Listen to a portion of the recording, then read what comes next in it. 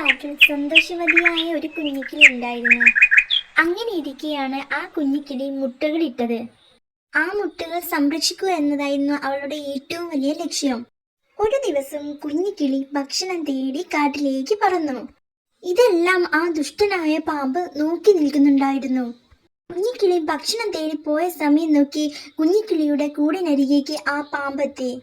ഭക്ഷണം ശേഖരിച്ച് തിരിച്ചെത്തിയ കുഞ്ഞിക്കിളി കാണുന്നതോ തന്റെ കൂടിനരികിൽ അതാ ആ ദുഷ്ടനായ പാമ്പിരിക്കുന്നു.